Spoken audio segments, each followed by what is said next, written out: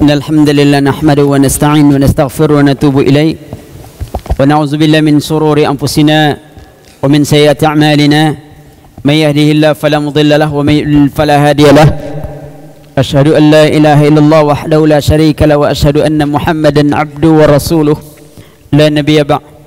Allahumma salli ala Muhammad wa ala alihi wa sahbihi wa barik wa sallim wa man tabi'ahum bi ihsan ila yaumiddin wa ba'd. Fa inna khairal hadis kitabullah wa khairal huda hadi Muhammadin sallallahu alaihi wasallam wa sharral umuri muhdatsatuha fa inna kulla muhdatsatin bid'ah wa kulla bid'atin dhalalah wa kulla dhalalatin finnar. Ikhwati fid din, a'azzani azakumullah. Malam ini kita lanjutkan kajian, karena ini bukan daurah modelnya. Daurah itu paling tidak dari jam 8 pagi sampai jam 3 siang bagusnya. Itu yang daurah, ya. Kalau jam gini ini ngaji-ngaji biasa saja namanya, ya. Malam kedua dari dakwah kita, dari kajian kita beberapa malam ini kelihatannya nada cinta gitu, ya. Meraih surga di istana cinta, itu untuk ibu-ibu bagi tadi, ya. Meraih surga di istana cinta. Karena rumah tangga adalah istana cinta bagi sepasang kekasih. Tetapi berapa banyaknya sang kekasih tidak pernah menjadikan rumahnya sebagai istananya, bahkan menjadikan rumahnya sebagai penjaranya. Sehingga banyak suami yang lebih betah di luar rumah daripada di dalam rumah. Habis balik kerja langsung olahraga, balik numpang tidur saja, besok bangun kerja lagi. Begitulah berlaku setiap hari, ya. Balik kerja, kalau siang olahraga, penat balik tidur, besok bangun lagi, gitu saja, ya. Jadi rumah itu tidak jadi indah lagi di hidupnya. Tapi berapa banyak pula istri yang bisa membuat rumahnya seperti istana, sehingga membuat dirinya sebagai bidadari dunia, membuat daya tarik suaminya untuk balik terus. Sehingga ada suami yang malas kerja karena nak dekat istri terus, ya. Nah, itu ada pula tuh. Malam ini kita masih berbicara tentang cinta. Tapi insya Allah kalau datang sekali lagi kita bicara tentang sains, ya. Kita akan berbicara tentang sains. Anda berharap itu mungkin hari Ahad, kalau dapat jam 8 sampai jam 12 kita bicara tentang sains Al-Quran, ya. Karena beberapa tempat kemarin bulan Maret ada seminar sains di Universitas Pontianak. Kemarin di Jakarta kita buka juga Al-Quran dan sains. Nampaknya di Batam belum lagi. Kita harap suatu saat ada daurah khusus Al-Quran dan sains, agar kita juga bisa memahami bahwa ulama kita dulu sudah tuntas bahasan sebenarnya. Cuman kita tak pernah baca buku mereka. Ketika tahun 2007, kalau tak salah saya, 2011, 2007, 2011 rasanya, ketika semua astronomi dunia bersepakat untuk mengeluarkan planet Pluto dari gugusan Bima Sakti, tetapi abad ke-7 umat Islam sudah menyatakan itu bukan planet. Tapi kita tak lambat, kita tak pernah membacanya, sehingga kita tak tahu keadaan itu. Suatu saat mungkin perlu kita bicarakan demikian, karena tinjauan Islam akan berbeda dengan apa yang dikaji orang-orang Barat dalam masalah sains. Hari ini kita berbicara tentang cinta. Tetapi lanjutan dari buku yang kemarin, buku Ketika Cinta Merindu. Malam ini kita akan membuka, ini adalah buku yang kedua, ya, ini Saat Cinta Menjaga.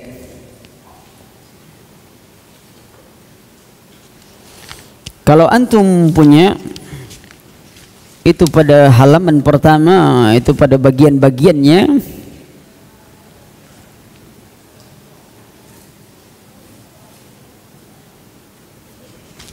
ada beberapa puisi. Mungkin karena kita tutup, ana mungkin apakah harus baca puisi atau tidak, karena para ulama kita juga tidak segan-segan zaman dulu itu untuk bersair.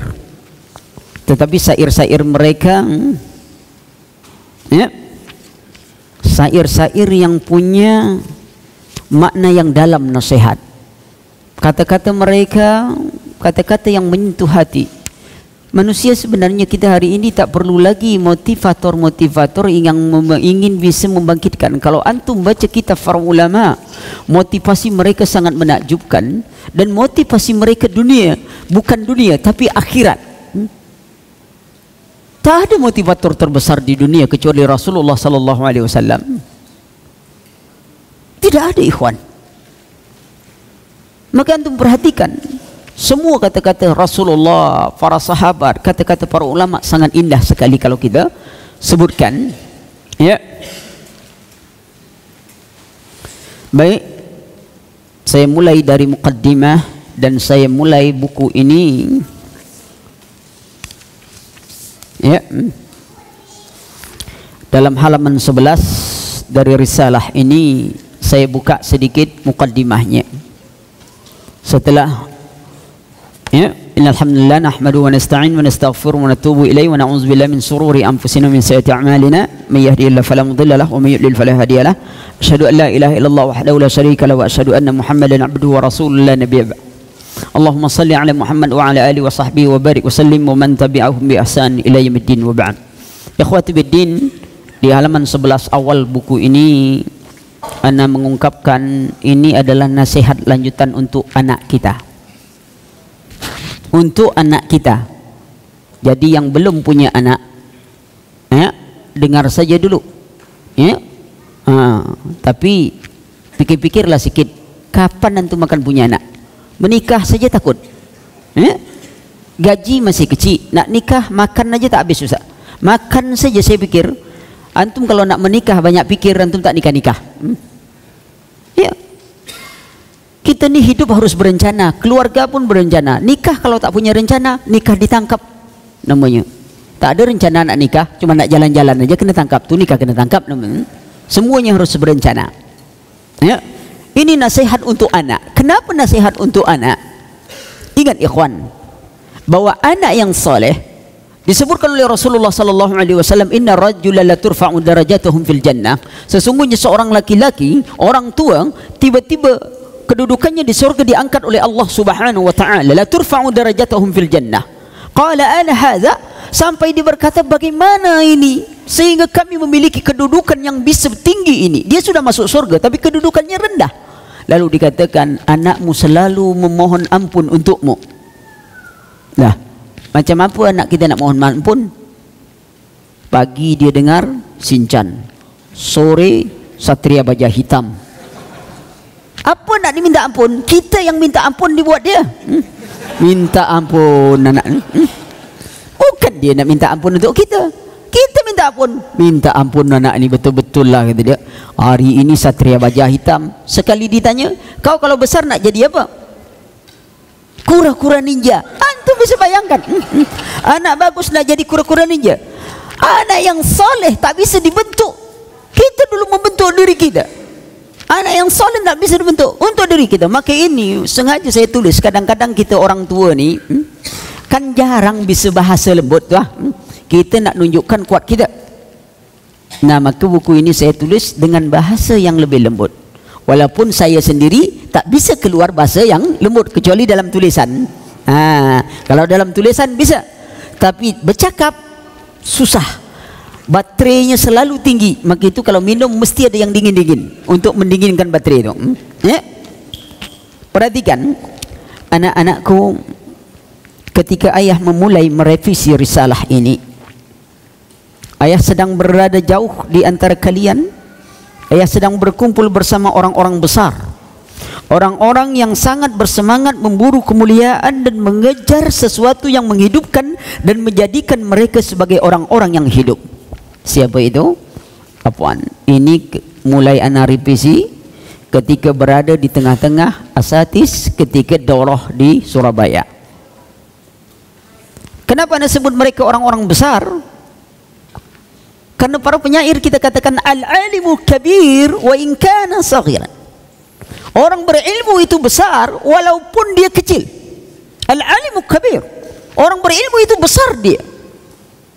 Wal jahilus saghir. Sementara orang yang bodoh itu adalah orang yang kecil. Berapa banyaknya pembesar-pembesar kaum ketika berada di tengah golongan orang-orang berilmu, dia menjadi kecil. Maka itu saya katakan mereka adalah orang-orang besar, orang-orang yang mencari hidup, mencari sesuatu yang bisa menghidupkan dirinya, ilmu agama, sesuatu yang menghidupkan kita ya akhi. Al-Quran diturunkan Allah untuk menghidupkan hati kita, jiwa kita. Maka itu para penyair kita katakan, ya khadimal jismi kam taskali khidmatihi atatlubur ribha mimma fihi khusran. Wahai orang yang telah menjadi hamba bagi jasmaninya. Kita ini hamba jasmani. Setiap hari tidak olahraga menjaga kesehatan jasmani. Ya khadimal jismi, berapa banyak kam taskali khidmatihi, berapa banyak kesedihan yang telah kalian derita karena sibuknya kalian memikirkan kesehatan jasmani. Kita menjaga kesehatan kaki, rupanya tangan yang sakit.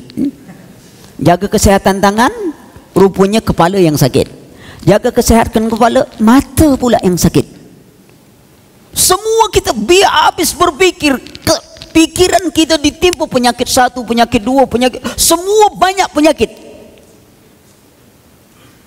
Kamtas kali khidmatihi, berapa banyak kesedihan yang telah kalian derita karena kalian begitu mementingkan kesehatan jasmani.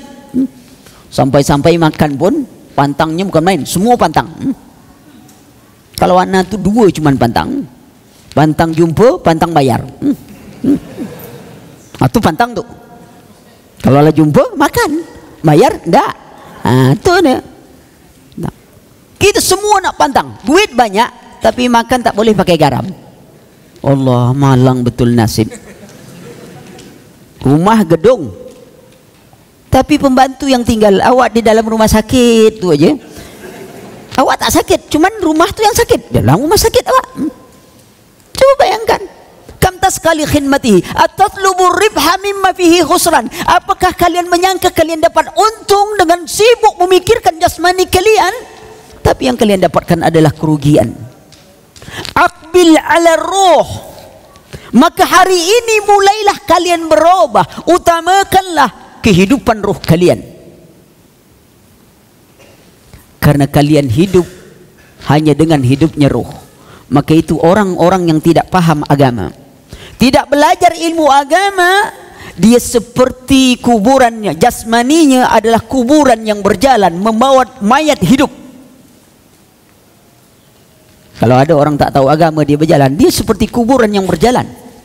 Jasmaninya adalah mayat hidup, menderita hidupnya. Ad-dunya mal'unun wan mal'unun ma fiha. Dunia ini terlaknat, maka terlaknatlah seluruh yang ada di dunia ini ila alim wal muta'allim, kecuali orang yang alim dan orang berilmu mengajarkan ilmu lah. Wa zakir, orang yang berzikir kepada Allah, wa mawala, atau segala sesuatu yang mengingatkan kita kepada Allah Subhanahu wa taala. Maka orang itu akan menjadi orang besar. Mereka mengambil kehidupannya. Sesungguhnya nak, ayah sangat bangga menjadi bagian dari mereka. Walaupun sebenarnya ayah ini hanya seorang penuntut ilmu, karena kita semuanya adalah penuntut ilmu, ya ikhwan. Kita kecil di hadapan orang-orang besar, ya. Maka itu kita berusaha. Saya beri semua nasihat untuk anak-anak agar kita berusaha menjadikan anak-anak kita menjadi anak-anak yang soleh. Anak wanita kita menjadi anak-anak yang soleh. Karena apa yang kita dapatkan dari mendidik anak menjadi anak yang soleh, tidak ada lain adalah surga dan amalan yang terus mengalir serta benteng dari api neraka. Anak-anak wanita kita, dia akan menjadi benteng bagi neraka kalau kita memeliharanya dengan baik, menjaganya dengan baik. Ya, tidak ada perbedaan. Artinya dalam tanggung jawab kita tidak ada perbedaan. Namun laki-laki dan perempuan bagaimanapun tetap berbeda. Ya, ya. Maka saya katakan, kini perhatikanlah oleh kalian. Kita katakan, nah, coba perhatikan oleh kalian orang-orang yang termakan racun yang nama istilah kini globalisasi. Mereka seperti orang yang dihanyutkan oleh arus. Lalu mereka menggapai-gapai apa yang dapat dikapai. Mereka memegang apa yang dapat dipegang oleh mereka erat-erat. untuk menyelamatkan diri mereka. Lalu mereka ketika dalam kebingungan dan kebimbangan itu, mereka melihat seolah-olah ada bintang, mereka bergantung pada bintang itu. Tapi sebenarnya itu bukan bintang. Itu hanya bayangan dari kepalanya mereka yang pening. Bukankah kalau orang pening tuh banyak gambar-gambar bintang? Nggak pegang-pegang bintang, dia nyangka dia pegang bintang. Dia nyangka itu bintang yang bisa menerangi jalannya, lalu diangkatnya menjadi idola. Berapa banyaknya orang yang tak layak untuk jadikan idola, jadikan idola. Orang tak berjenggot kecuali nengok artis berjenggot. Wanita tak pakai busana muslimah kecuali dia tengok ada artis yang pakai busana muslimah. Itu idolanya, itu apanya? Bukan mengidolakan Rasulullah sallallahu alaihi wasallam. Tentunya bukan Rasulullah sallallahu alaihi wasallam. Semua perkataan yang keluar darinya adalah perkataan orang-orang barat, orang-orang kufar. Seolah-olah tak ada yang bisa memberi motivasi tentang dunia ini. Apa orang tidak termotivasi apa yang disebutkan oleh Allah Subhanahu wa taala, bahwa Allah akan melipat gandakan infak dan sedekahnya, dan Allah Subhanahu wa taala akan memberikan ganjaran yang lebih darinya, dan Allah Subhanahu wa taala telah membeli mereka, diri mereka dengan surga. Motivasi apa lagi, ikhwan? Kalaulah kalau Allah, kalau Rasul tidak mencukupi, lalu perkataan apa lagi yang bisa mencukupi orang? Yang terbalik, kenapa orang hanya merasa cukup dengan perkataan orang lain, tidak merasa cukup dengan perkataan Allah Subhanahu wa taala? Maka itu perhatikan, ingatlah oleh kalian seluruhnya. Ya. Anak-anak muda, jangan kalian menyalahkan orang tua kalian. Karena apa? Karena ketika akil baligh sudah mulai, kalian mulai dikenakan dosa. Tak bisa katakan, salah mamak saya dulu, kata dia. Ngapa? Tak pernah ngajar saya. Ketika anda belum baligh, anda boleh bisa menyalahkan orang tua. Tapi ketika sudah baligh, anda tidak bisa hanya menyalahkan orang tua, diri kita sendiri. Kenapa anda bisa mengetahui berita Amerika? Perlu ini, perlu itu, segala punya perlu, antum hafal semua. Tetapi dengan agama jadi pelupa. Sama-sama perlu juga, tapi pelupa. Lupa aja dia semua pelajaran agama. Lihat. Kenapa anda bisa mengetahui? Si Anu sedang ini, si Anu sedang terantuk kepalanya. Presiden luar negeri yang hidungnya terantuk oleh lalat aja tahu antum. Agama bisa tak tahu? Tidak ada lagi bisa menyalahkan orang tua. Semua internet bisa dibuka. Internet dibuka, bahkan yang berpakaian terbuka juga. Bayangkan antum. Bisa semua dicari. Lalu agama, kenapa anda tidak bisa cari? Apa alasan anda tidak ingin mengetahui agama? Katakan pada anak, apa alasanmu untuk kita sendiri? Bayangkan kalau antum kerja sebuah perusahaan, antum belajar, antum mengelas, antum belajar bagaimana cara mengelas begini-begininya. Antum harus pelajari dulu, baru antum praktekkan. Sekarang kita beragama untuk beribadah, kenapa kita tidak berusaha untuk belajar? Kalau dunia saja kita harus belajar. Coba antum bayangkan, masak saja orang harus belajar. Ya. Kemudian perhatikan. Mari kita mulai pada satu bab bisikan rindu. Ada sebuah syair. Ya. Dalam doa dan rinduku, kukirim risalah teruntuk cahaya mataku, membawa cita dan harapanku padamu wahai putra putriku. Ingin kureguh dirimu dengan kelembutan dalam bingkai kasih yang sayang, kuharap akan kesolehanmu. Ini sangat panjang. Saya kalau anak-anak remaja mungkin saya baca puisi lah. Tapi inilah tua-tua segan saya nak baca puisi. Ya. Nah, apa pula kata orang malam ni ustaz lah berpuisi-puisi pula kata. Ya. Besok ibu-ibu ngambil lah jadi pula lagu Rabana kan. Lah payah pula wak. Siapa pengarang lagunya? Ustaz Ali. Ya. Nggak modern gini kan, ciri-ciri mantap tuh kan pakai Rabana, pakai musik ya akhi. Sakit gigi, musik main. Ya. Antum coba bayangkan, sebab hiburan itu dianggap orang musik hiburan. Coba kalau ada orang meninggal, antum sediakan musik rock di situ, terhibur tak dia? Kalau iya betul itu hiburan, ada orang meninggal, antum hidup besar-besar musik rock itu. Kenapa? Kan ada kemalangan. Kita memberikan hiburan. Kalau tak kena kejar dengan parang, cobalah. Salah menempatkan hiburan. Perhatikan dalam doa dan rinduku. Kenapa aku katakan dalam doa dan rinduku? Kita selalu mengatakan kita rindu. Tapikah adakah ketika kerinduan itu masuk ke dalam jiwa kita, kita mengiringannya dengan doa? Ikhwan, ketika kita sedang keluar rumah, antum sedang bekerja di luar rumah, antum sedang jauh dari istri, antum sedang jauh dari anak-anak, ketika kerinduan masuk ke dalam diri kita, membuat kita harus ingin bertemu dengan dirinya. Ketika kerinduan ada, adakah doa terlontar dari mulut kita dah? Maka itu saya katakan dalam doa dan rinduku. Karena sebaik-baik ketika kita mengenang saudara kita, apalagi istri kita, anak kita, doa itulah yang utama. Karena doa saudara untuk saudaranya dalam keadaan tersembunyi, tanpa berita, dia mendoakan saudaranya, apalagi dia mendoakan kebaikan untuk anaknya. Adakah antum pergi umrah? Ada tak terfikir, ya Allah, beri kesempatan seluruh anak-anakku untuk dapat menunaikan ibadah di tanah suci dan mengecap pendidikan di negeri ilmu ini. Terus berulang sehingga punya pikiran anak kita bisa menjadi anak-anak yang saleh, karena kita bergantung pada doa ketika kerinduan yang jauh. Atau kita jadi orang tua yang tak pernah rindu pada anak kecuali pada istri. Perhatikan ikhwan, anak. Lalu saya katakan, ya, ku kirim risalah, ini dia risalah untuk anak-anak kita, ya, membawa cinta dan harapan, cinta harapan kita, cita dan harapan kita. Cita-cita kita yang tertinggi adalah bagaimana membentuk anak kita menjadi anak yang soleh.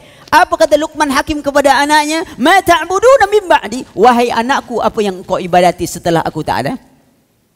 Bukan ma ta'kuluna min ba'di, apa yang kau makan. Kalau kita kan terbalik. Nah, kau kalau tak sekolah tinggi-tinggi, kau besok nak makan apa? Tuh. Kalau tak sekolah tinggi-tinggi, kau besok mau makan apa? Memangnya orang sekolah tu makan? Berapa banyaknya yang sekolahnya rendah makan juga?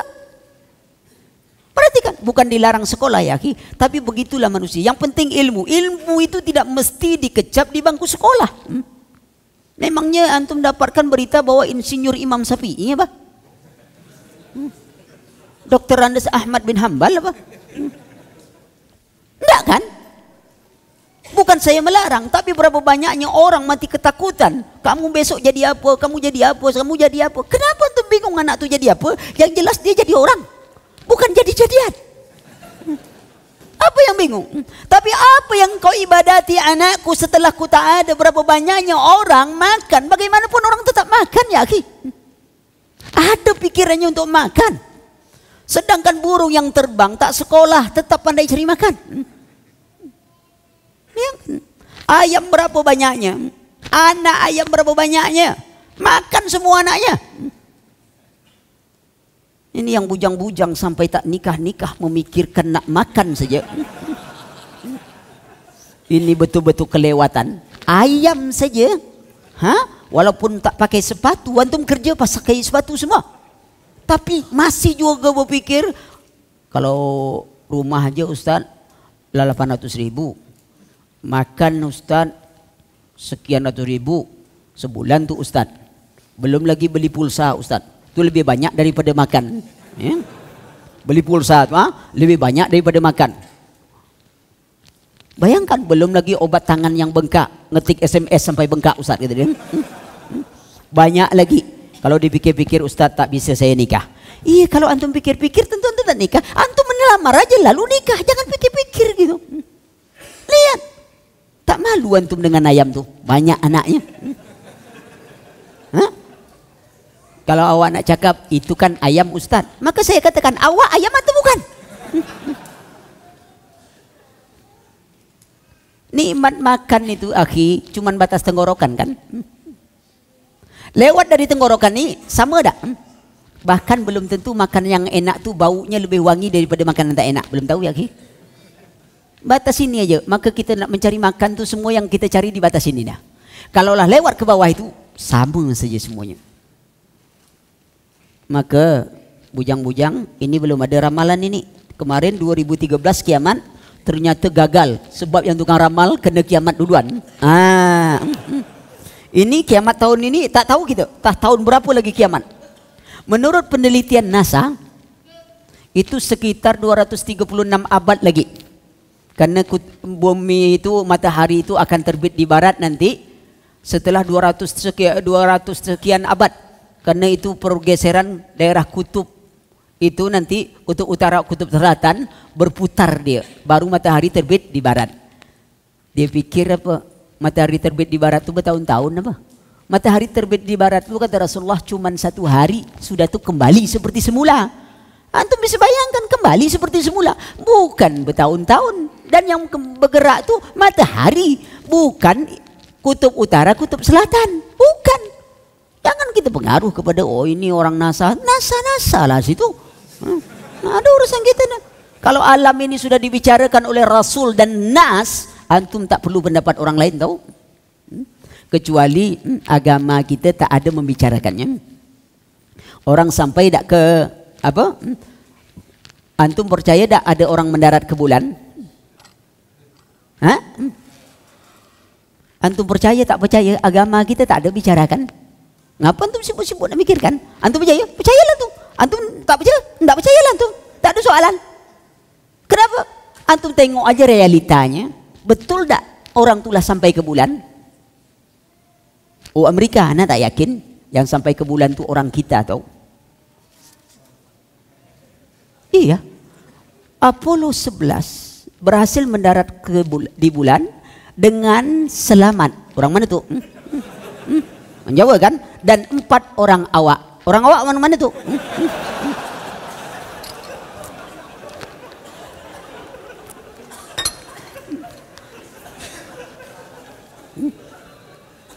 Maka itu di Padang tuh ada namanya Padang bulan kan? Di Amerika mana ada Padang bulan?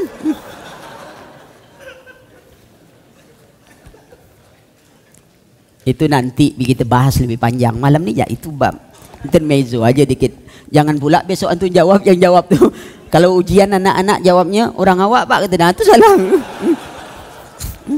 Itu intermezzo saja. Maka saya katakan, wahai putra putri semuanya, kuharap akan kesolehan kalian dan kemuliaan untukmu agar ia menjauhkan menjadi penawar keletihan dan ini semuanya. Saya tidak perpanjang tentang syair-syair ini. Pada bagian halaman 21 kitab ini saya sebutkan, berjuanglah, jangan menjadi teroris. Berjuanglah, tapi jangan menjadi teroris. Ini keras, ya, karena suara saya memang keras. Kalau saya baca, berjuanglah, tapi jangan, itu lembut namanya, ya. Berjuanglah. Jihad adalah perjuangan kemuliaan. Dengan kemuliaan, bersama kemuliaan, diakhiri dengan kemuliaan. Itu jihad. Ya, terorisme adalah musuh kemuliaan, penindas kemanusiaan, racun yang menghinakan, bencana bagi kehidupan. Itu kata kuncinya. Allah Subhanahu wa taala berfirman, "Infiru khifafan wa siqalan." Berangkatlah kamu baik dengan dalam keadaan ringan maupun dalam keadaan berat. Seorang sahabat umurnya sudah tua waktu itu.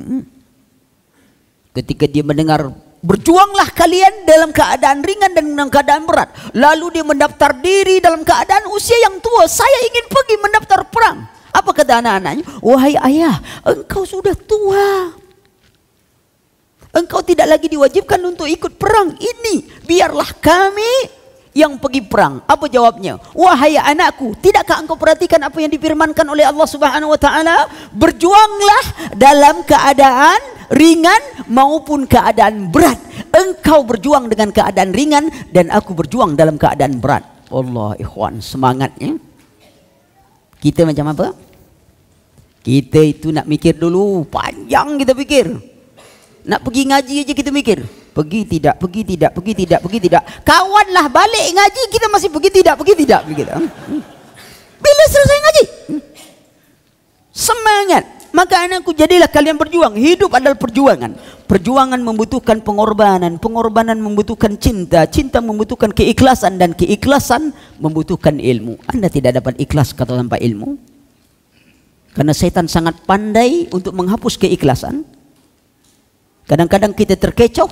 Lalu kita mengatakan, bagaimana?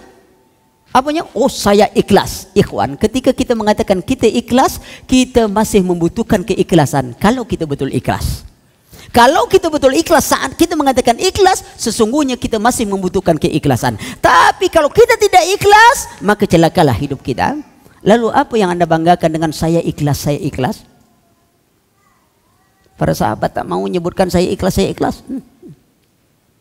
Iya. Dengan ilmu kita tahu bagaimana bentuk keikhlasan. Majelis ta'lim kita datangi, kita ini semuanya. Apakah kita datang itu dengan keikhlasan sehingga kita menjadi hidup dengan datangnya majelis ta'lim? Hati kita jadi tenang, pikiran kita menjadi lapang, ada semangat kita karena kita sangat membutuhkan dan bergantung pada ilmu. Ketika semua orang sudah tak ada lagi, ketika kita dihantar orang di kuburan, lalu kita dimasukkan dalam gelapnya kuburan, semua orang telah pergi. Istri-istri yang dahulu yang kita cintai, yang katanya sehidup semati dengan kita, ternyata kita mati, dia hiduplah sendiri. Satu hidup, satu mati. Kalaupun ikhwan, 1 tahun sekali katanya dia biasa ziarah, dia hanya ingin mengenang sejenak masa nikmat dengan dirimu. Tapi yakinlah bahwa dia tidak akan pernah ingin tidur bersamamu dalam pusaramu. Lalu untuk apa harta yang kau kumpulkan? Kemana semuanya kecuali ilmu yang akan menyelamatkan kita, yang mendampingi diri kita dalam gelapnya kuburan, yang akan menjadi penerang kita, yang membawa harum semerbak. Tapi itu bukan sembarang ilmu, tapi ilmu agama. Karena Allah tidak mengangkat dengan dunia. Ilmu agama. Setelah ilmu, maka anak-anak kita tanamkan bagaimana ilmu agama itu. Maka jika engkau ingin hidup, berjuanglah, berkorbanlah dengan cinta dan keikhlasan. Namun sebelum itu berilmulah sebagaimana teladan, yaitu generasi-generasi kita. Ikhwan, katakan kepada nak, bagaimana engkau bisa mengatakan orang-orang yang telah membunuh dirinya sebagai orang mujahid, orang yang syahid, padahal Allah Subhanahu wa taala berfirman di dalam surah An-Nisa ayat 29, Allah katakan wala taqtulu anfusakum innallaha kana bikum rahima. Janganlah engkau membunuh dirimu. Allah katakan jangan engkau membunuh dirimu, lalu mereka membunuh dirinya. Bagaimana engkau bisa mengatakan mereka seorang pejuang?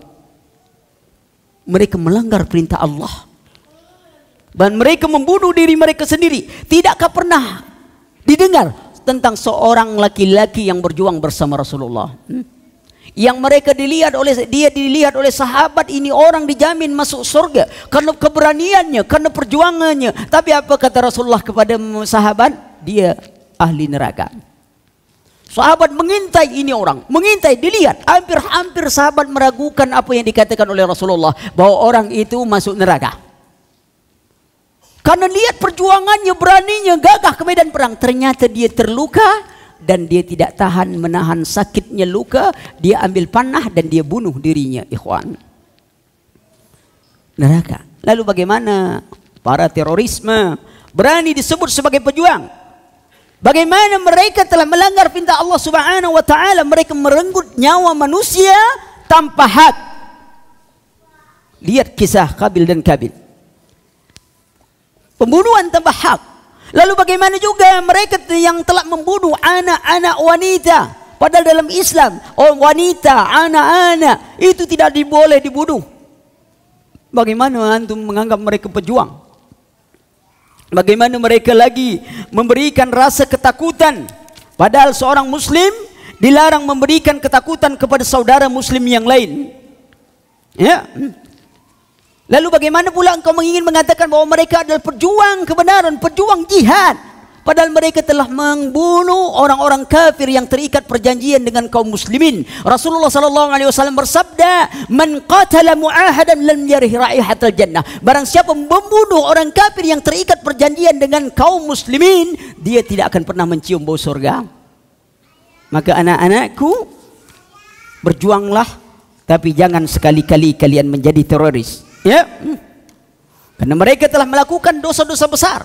Mereka membunuh manusia, padahal Allah Subhanahu wa taala sangat menghargai nyawa seorang mukmin, darah seorang mukmin.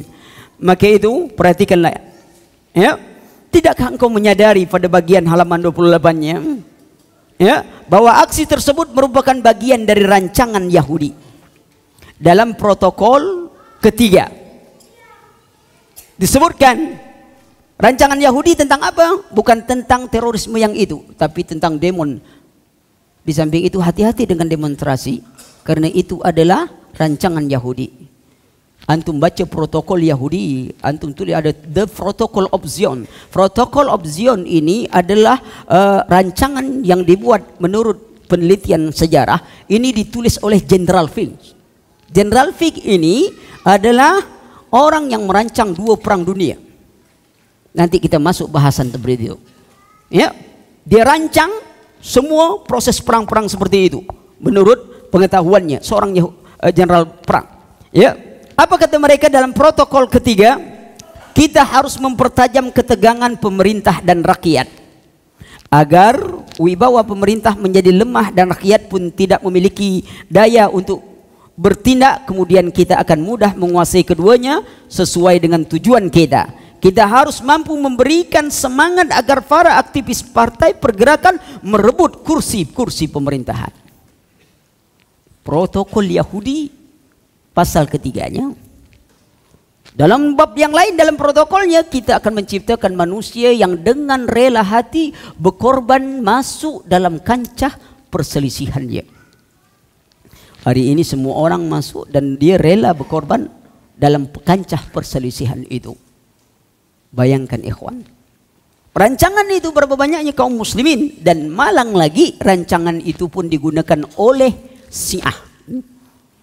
Dalam 50 tahun program revolusi Iran, kalau antum masuk situs Khomeini, 50 tahun program revolusi Iran, dan Indonesia masuk 10 tahun ketiga. Apa angkatnya isu? Mengangkat isu Wahabi. Masuk parlemen, sudah itu mengadakan semua kegiatan yang berbau-bau Syiah. Untuk apa?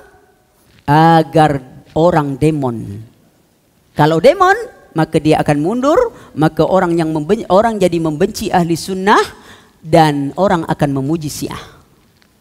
Pemerintah semakin baik dengan Syiah karena dia patuh untuk menghentikan acaranya, tapi orang ahli sunnah akan demo dengannya. Lihat hebat pancingannya. Bagian kita tidak menyadari gerakan itu. Bagaimana hebatnya dia. Ajarkan saja kepada anak-anak kita tentang apa? Bagaimana bersikap kepada sahabat, kepada tabi'in, kepada Rasulullah, kepada Ummul Mukminin. Ajarkan itu. Tak perlu antum ceritakan Syiah begini. Itu bisa ada dalam sekedar bacaan, tapi tidak perlu ada forumnya. Kenapa? Dia akan menjadi berita untuk orang lain, tapi kenyataan akan dilihat oleh orang tak ada. Akhirnya kita yang dituduh pembohong. Kenapa? Karena Syiah punya akidah nifaq, munafik, sehingga tak akan nampak kecuali orang-orang yang diberi ilmu oleh Allah Subhanahu wa taala. Ya, itu dia satu bagian, dan racun seperti itu. Kemudian perhatikan pada bagian keduanya, jujurlah, jangan menjadi pengkhianat. Jujurlah, jangan menjadi pengkhianat. Ya. Kenapa saya katakan jujurlah? Sungguh banyak kisah teladan dari kejujuran itu. Ya. Saya katakan, anak-anakku, pada era globalisasi ini, fitnah telah melanda kaum muslimin. Fitnah tersebut masuk ke dalam jiwa-jiwa mereka secara total dan menyeluruh, sebagaimana virus rabies yang masuk ke dalam tubuh dan tidak menyisakan sedikit pun dari persendian kecuali virus itu masuk ke dalamnya. Sungguh nak, kejujuran itu sangat diperlukan dan sangat besar nilai.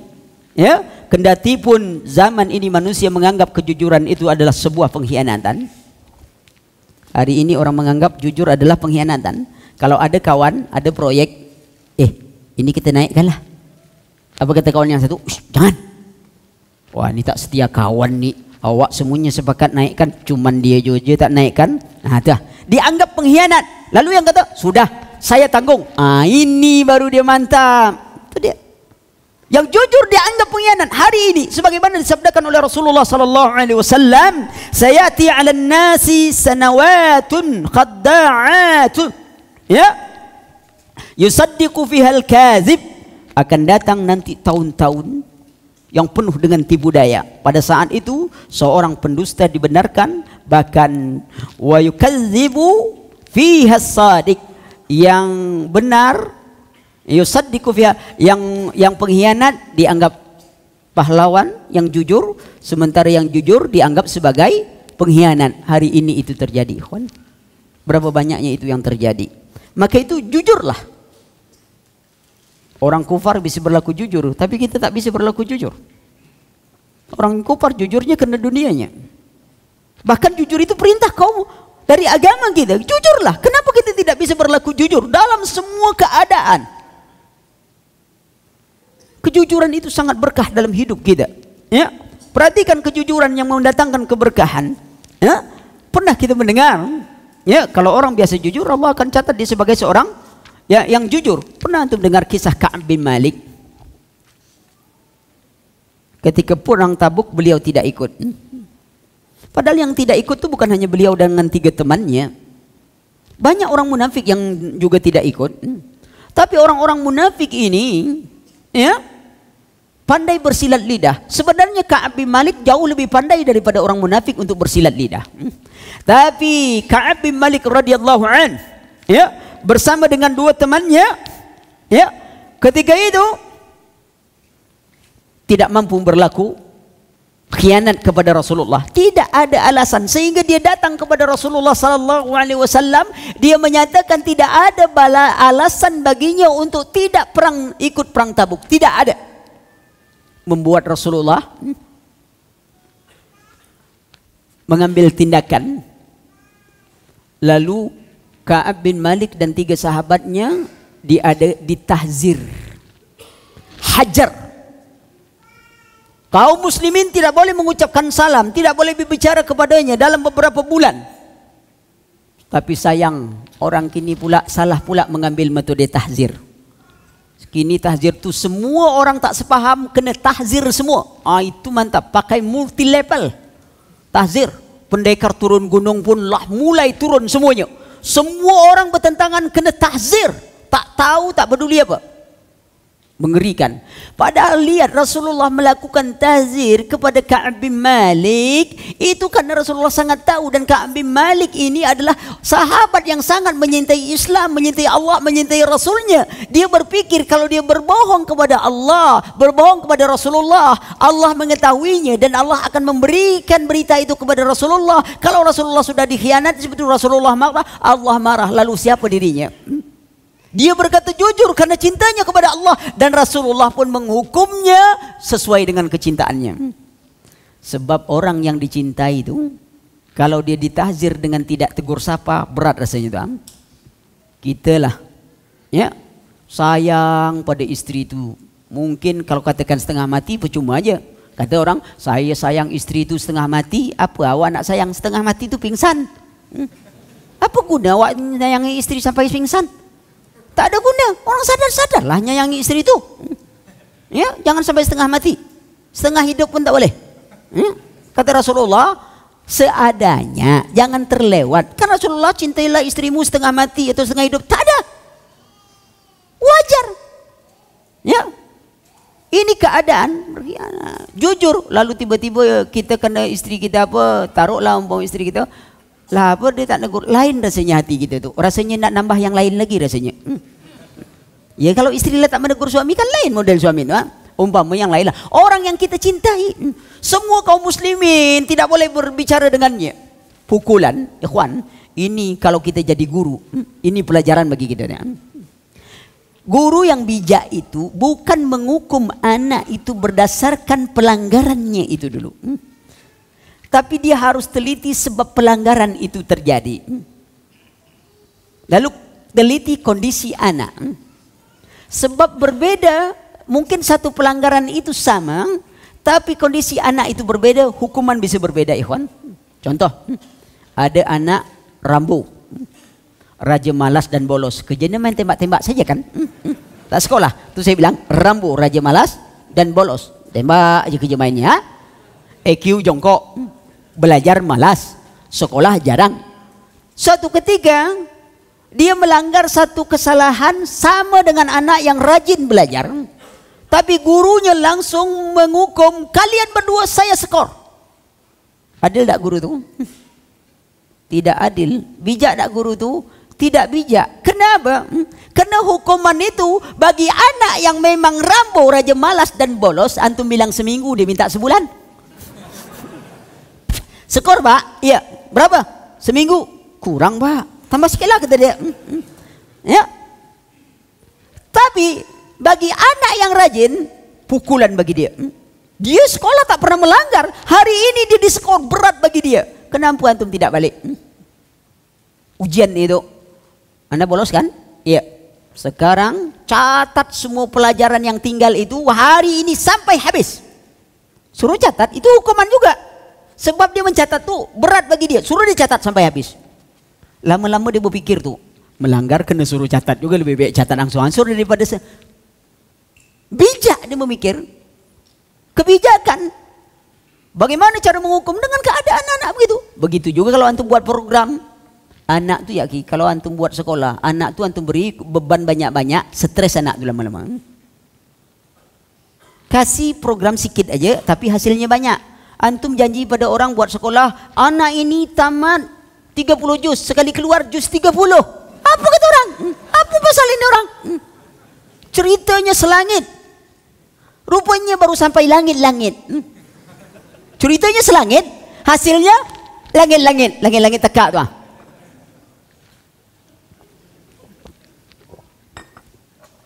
Jangan dibebani anak. Sikit. Tapi rutin. Insya Allah. Coba di sekolah sampai sore. Tak masalah. Biasa aja. Tapi kalau sudah bebannya banyak, kemudian sudah ujian, yang nak jadi juara itu orang tua, itu pening kepala anak.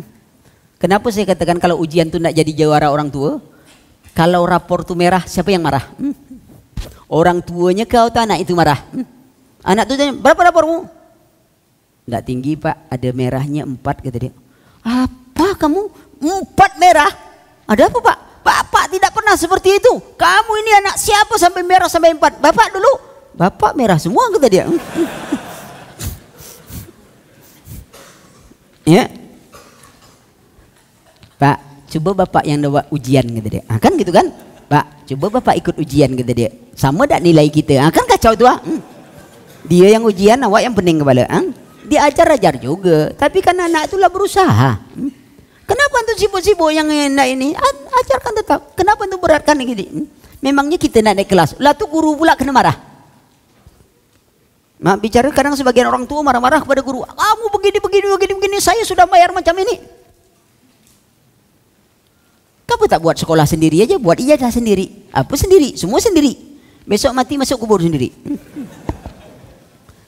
Semuanya perlu kerjasama satu sama lain. Ya, maka lihat Ka'ab bin Malik. Ya, lalu kejujuran itu menghasilkan Allah menerima tobatnya. Wallah, langsung Allah menerima tobatnya. Maka itu jangan jadi pengkhianat, karena bagaimana kita mengetahui Syiah telah mengkhianati kaum muslimin. Saya cukup ceritakan pada antum realita di Suriah, realita itu di Irak. Antum kalau ada CD, saya akan memutarkan bagaimana mereka itu di mimbar-mimbar mereka mendoakan George Bush dengan sebut radhiyallahu anhu. Saya punya CD-nya. Mereka di atas mimbar mendoa agar dikumpulkan Allah bersama George Bush. Bayangkan antum, insya Allah besok dikumpulkan. Ya, dia minta berkumpul George Bush, besok dikumpulkan. Allah kumpulkan besok. Lihat, doanya radhiyallahu anhu itu disebutkan. Yang besok selek kita tengok kan, mengerikan. Ya, bagaimana pengkhianatan mereka pada pasukan Tatar. 2 juta umat Islam Ahlus Sunnah dibantai oleh pengkhianatan Syiah ketika Tatar masuk, pasukan Mongol masuk. Bayangkan antum, maka pengkhianatan berulang sampai hari ini. Maka binalah anak kita jangan sampai menjadi seorang pengkhianat seperti kehidupan seorang Syiah. Betapa kejinya pengkhianatan itu, ya. Karena orang-orang Islam, orang-orang yang jujur, ya. Karena banyak antum sila bacakan masalah pengkhianatan Syiah. Tapi kalau antum ingin buah sebuah disertasi tentang itu, antum baca Buku judulnya Pengkhianatan Syiah yang ditulis oleh Dr. Ali Abdus Sami. Buku itu sudah diterjemahkan dan buku itu mungkin di Gramedia atau apa ada, antum silakan baca. Buku itu disertasi. Awalnya dia ingin mencari persamaan Islam dan Syiah. Tapi setelah dibaca dia dapatkan Pengkhianatan Syiah. Lalu jadilah disertasi doktornya kalau tak salah saya. Dan itu buku sudah diterjemahkan. Bagus antum baca buku-buku seperti itu. Ya, saya tidak masuk kepada bab-bab demikian tentang pengkhianatan Syiah itu sendiri. Kemudian di dalam buku ini saya tuliskan itu sebagian besarnya, ya. Pada bab 2-nya harapan rindu. Harapan rindu, rinduku menyentak jiwaku, mengharap perjumpaan, menanti sapaan, kejauhan menjadi penghalang dalam sunyi kesendirian di ujung kelam. Kutadahkan tangan menyatukan pinta dan harapan. Kuharap doa ini meringankan beban rindu yang memberatkan. Dihimpit harapan kebahagiaan atas keselamatan cahaya mataku. Agar pandangan masa depanku semakin nyata. Kuharap doaku meredam rindu, membelai buah hati harapan tuaku. Kuharap mengalir bagai tetesan air kehidupan, menyejukkan dan memadamkan panasnya kerinduan. Orang tua selalu memikirkan anak. Maka bagian pertama, berilmulah sebelum beramal. Kenapa? Saya katakan kali ini ayah menyampaikan kepadamu tentang racun hidup yang senantiasa memburu kalian. Racun itu tidak hanya mampu menghancurkan duniamu, namun ia dapat menghancurkan akhiratmu. Hal ini sangat perlu untuk kalian ketahui, karena banyaknya generasi seusiamu yang tanpa disadari telah meracun diri mereka sendiri. Ketahuilah olehmu wahai anakku, bahwa racun itu sengaja dilepaskan oleh musuh-musuh agamamu, karena mereka menyadari betapa besar peran generasi muda dahulu dalam memperjuangkan Islam. Oleh karena itu mereka tidak tinggal diam, dan dengan segala upaya mereka berusaha menghancurkan generasi harapan umat. Sebab mereka sangat mengerti bahwa kehancuran suatu bangsa bukan sekedar memusnahkan dan kematian, bukan sekadar musnah dan kematiannya. Jadi bukan bangsa itu hancur, bangsa itu musnah, atau bangsa itu tak ada lagi. Bukan. Hakikat kehancuran bangsa bagi mereka adalah kehancuran yang menghinakan, adalah bangsa itu tidak lagi hidup dengan identitas dirinya. Itulah kehancuran. Anak muda Islam namanya sudah Islam, tapi mereka sudah tidak memiliki identitas Islam. Mereka sebagaimana riwayat hadis diriwayatkan oleh Al-Imam Darimi dengan sanad yang dhaif, yang terangkan oleh Rasulullah sallallahu alaihi wasallam, sayati 'ala an-nas la yabqa min al-islam illa ismuhu wa la yabqa min al-Qur'an illa rasmuhu wa masajiduhum mu'amiratun wa hiya haramun min al-huda wa ulama'uhum saru man tahta adim as-sama' min 'indihim takhujul fitan wa ilaihim ya'un. Akan datang suatu masa nanti la yabqa min al-islam, tidak tinggal Islam kecuali nama saja. Semua orang memiliki nama-nama Islam, nama-nama indah yang Islam. Tapi adakah nama-nama Islam yang dimiliki itu mencerminkan nilai keislamannya? Anak-anak muda kita coba untuk lihat. Pakaiannya tidak lagi pakaian Islam. Minumannya pun tidak lagi minuman Islam. Hari rayanya tidak lagi hari raya Islam. Permainannya tidak lagi permainan Islam. Semuanya sudah diracuni. Ini yang saya sebutkan adalah artinya jika pun manusia generasi itu hidup, generasi itu hanyalah seperti buih banjir. Dia ikut kemana arus. Kalau musim panrok, rambut panjang tapi jorok, itu dia. Semuanya ikut semuanya. Nengok orang kufar pakai metal, semuanya salam metal. Dia ikut semua berbagai gerakan. Dia tidak pernah meneliti keadaan bahwa itu adalah racun yang sengaja dilontarkan oleh mereka untuk menghancurkan generasi muda Islam. Ya, generasi muda Islam dalam protokol Yahudi, protokol yang ke-13 pada poin ketiga disebutkan, supaya umat manusia tetap dalam kesesatan. Perhatikan ini ikhwan.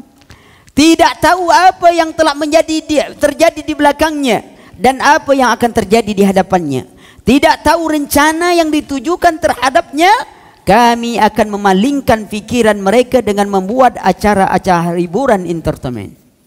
Entertainment dibuat, kemudian apa? Permainan yang mengasyikkan, berbagai macam jenis olahraga dan permainan yang memancing syahwat dan kelezatan, memperbanyak gedung-gedung yang indah dan bangunan-bangunan yang penuh hiasan. Kemudian kami buat surat kabar dan media massa mengajak kepada perlombaan seni dan turnamen olahraga. Tidakkah itu jadi kenyataan? Hari ini hiburan sangat mengagumkan. Nama tarian jenisnya macam-macam. Segala goyang semuanya ada. Cuman goyang puting beliung belum ada namanya. Goyang ini, goyang, semua goyang. Lihat. Yang hebat pula yang menari itu pakai jilbab tak pakai jilbab, semua sama saja. Wallah ikhwan, itulah menurut mereka hiburan. Tapi ketika mereka ditinggalkan oleh orang yang mereka cintai, pernah tak mereka ingin berjoget-joget? Kalau ia betul itu hiburan, pas meninggal umpamanya sang istri ninggal suami, pandai pula dia pakai tutup sikit tu, malu, nangis dia. Kenapa dia tak berjoget-joget supaya terhibur? Kalau saya kan nak meninggal, sakit gigi saja tak nak dihibur dengan musik kan? Ada orang sakit gigi, sakit, iya, lah nyanyilah tuh. Maka itu perhatikan, salah. Mereka telah terjebak dalam permainan itu.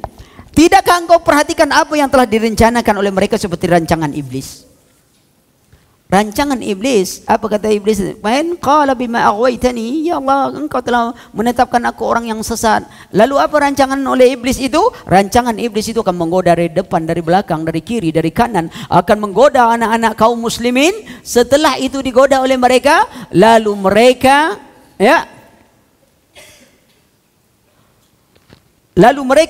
merubah wujudnya.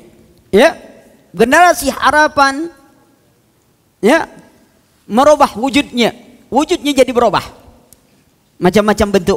Apa racun itu? Perhatikan ikhwan, pada bab ini saya sebutkan sebuah rancangan pada tahun 1953 di Al-Quds di Palestina. Yahudi dan Nasrani telah membuat sebuah rancangan dan mereka mengatakan target kita adalah tidak menghancurkan muslim, akan tetapi kita akan menciptakan generasi mereka yang jauh dari agama. Target kita bukan menghancurkan kaum muslimin, karena mereka tidak akan mungkin bisa menghancurkan kaum muslimin ikhwan. Karena kaum muslimin semakin terdesak akan nampak kekuatannya. Antum melihat pasukan Tatar tadi, kaum muslimin sudah hancur, sudah lemah, sudah ini. Kemudian dikeluarkan se-Islam, kemudian para ulama lain membangkitkan semangat kaum muslimin. Dulu kaum muslimin sangat takut kalau ada seorang Tatar di pasukan itu memperkosa di jalan, mabuk-mabukan, tak ada kaum muslimin satupun yang berani.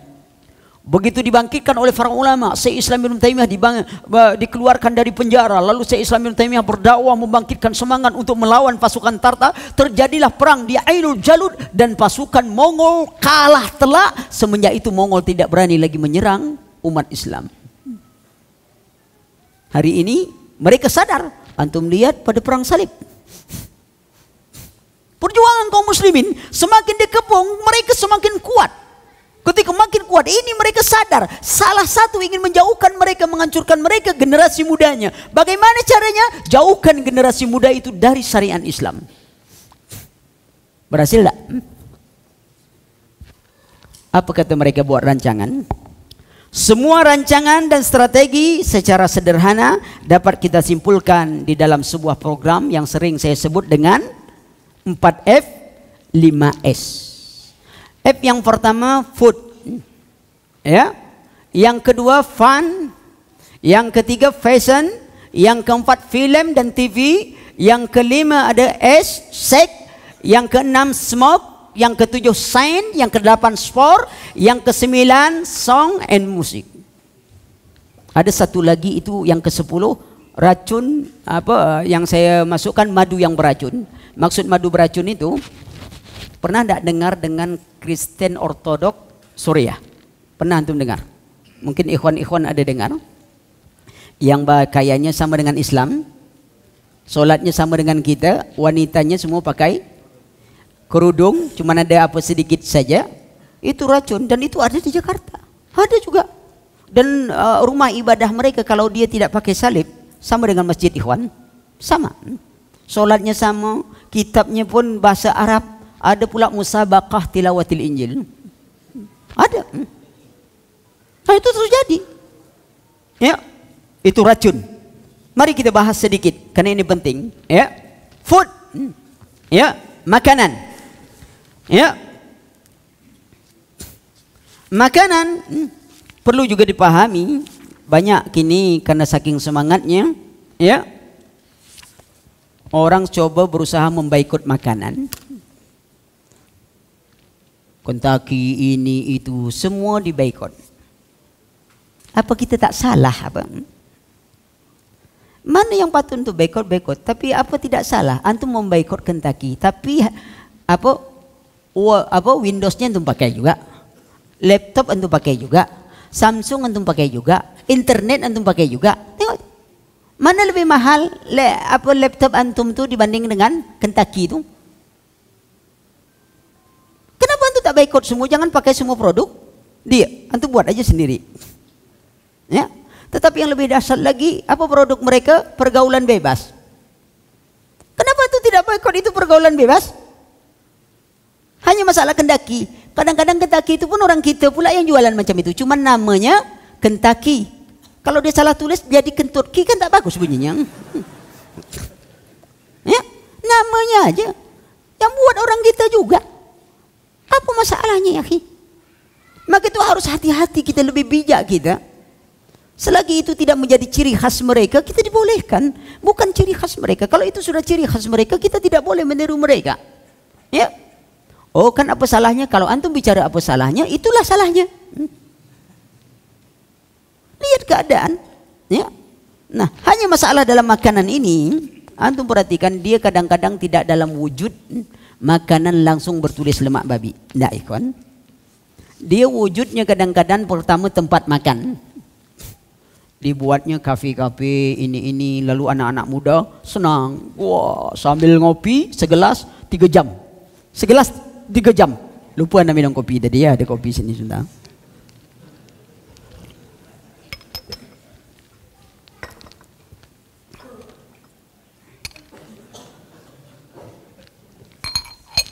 Ini panas, ini dingin gitu. Itu gunanya. Jadi kalau pop panas kena dingin, itu mantap, baru mantap. Jadi kalau antum kena sakit gula, antum minum kopi pahit, goncang-goncang gitu, alah, manis dia di dalam.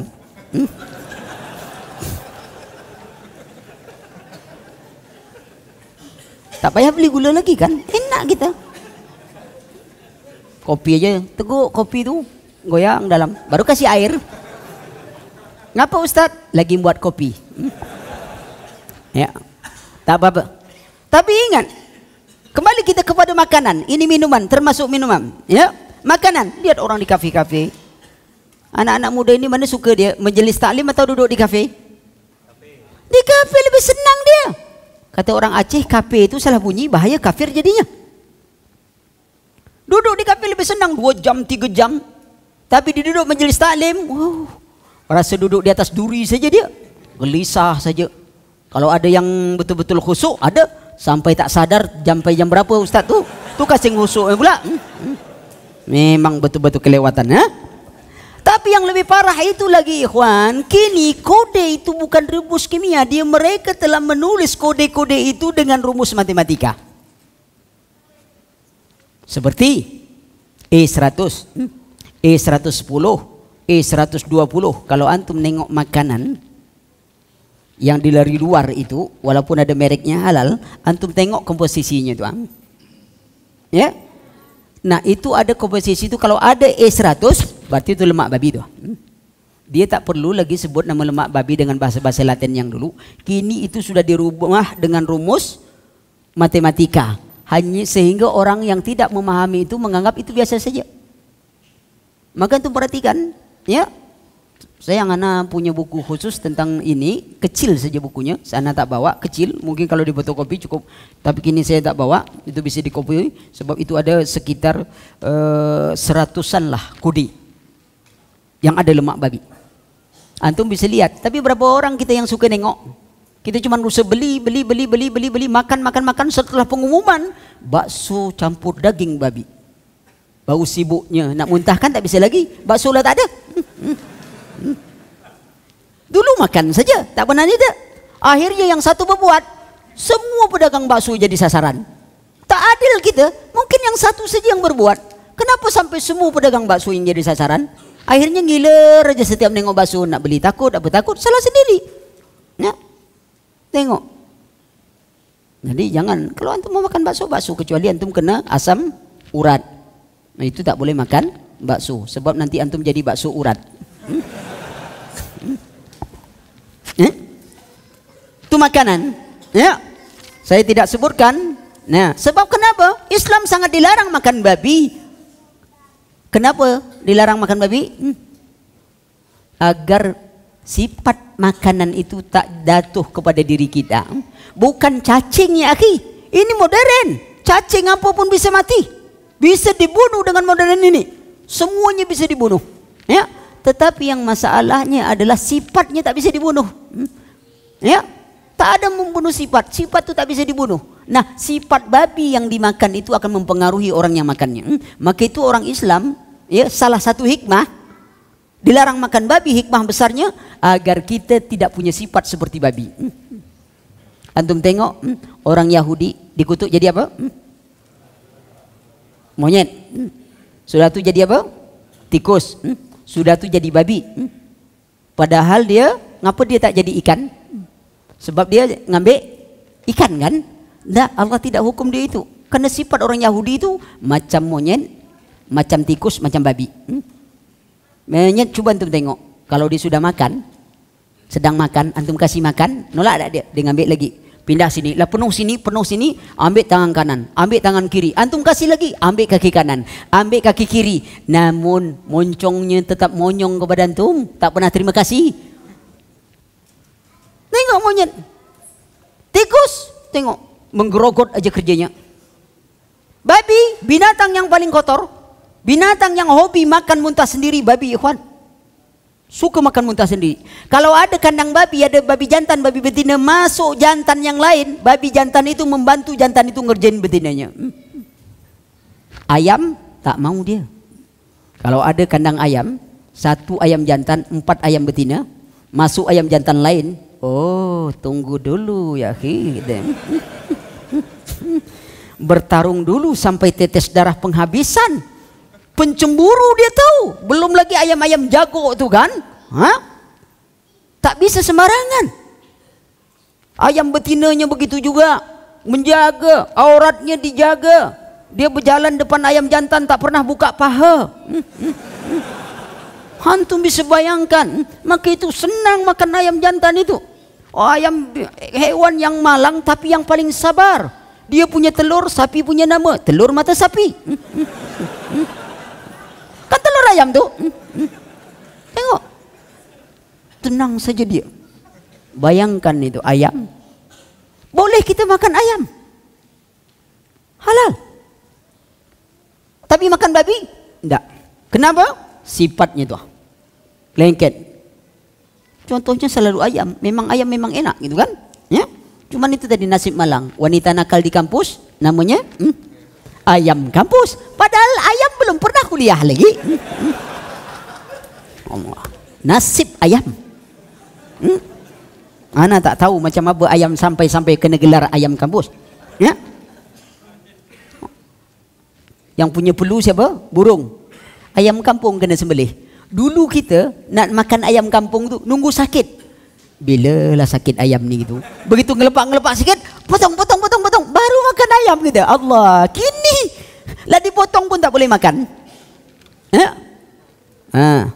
Tuh anak-anak gadis yang suka muka paha, cubalah tengok ayam tu sikit. Apa tak malu tu? Ayam tu kalau pandai bercakap, manusia kalau ndak lihat pahaku, langkahi dulu mayatku. Tuan. Potong dulu, baru bisa dibuka kan? Tak bisa kalau ada orang nak ngejar ayam hidup dan nengok paha, orang gila.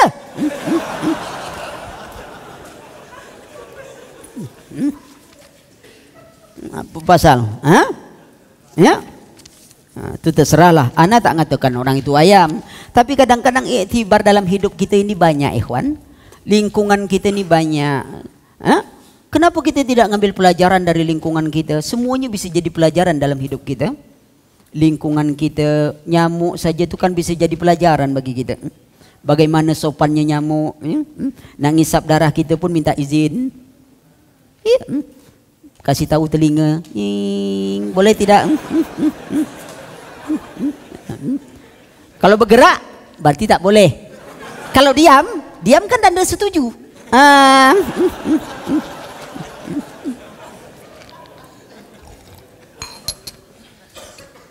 Setuju? Jadi tengok, nyamuk aja pandai minta izin dia. Allah, itu yang sering saya katakan, lalat aja binatang paling kotor, suka hinggap di kotor, tapi tak ndak hinggap di babi. Tak ndak dia. Tak percaya tanyalah lalat kalau percaya. Ya. Kemudian fun. Apa fun itu? Perayaan-perayaan, kesenangan-kesenangan, ya. Generasi muda lebih hari ini sangat senang dengan perayaan-perayaan, pesta-pesta yang keberat-beratan, ya kebarat-baratan gitu, keberat-beratan, pesta kufan. Seperti hari apa? Ulang tahun, ya. Setiap ini ulang tahun, ya, lagu panjang umurnya, begitu lagu habis mati.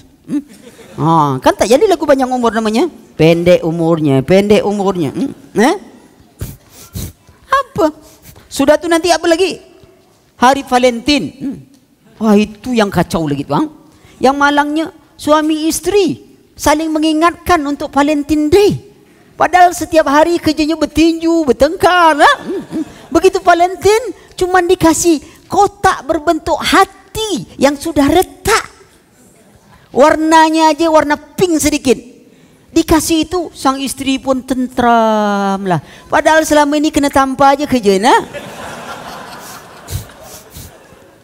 Valentine, apa dia tak punya kasih sayang setiap hidup apa? Umat Islam tuh kasih sayang dia sepanjang hidupnya, dia kasih sayang terus.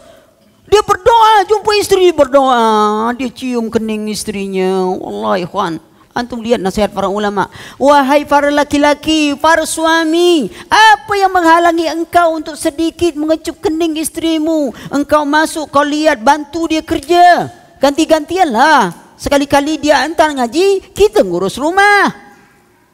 Ya, supaya apa? Tahu Rasulullah biasa ngerjakan rumah sendiri. Bagaimana beratnya dia? Kalau malam, coba kau sedikit tengok muka istri itu.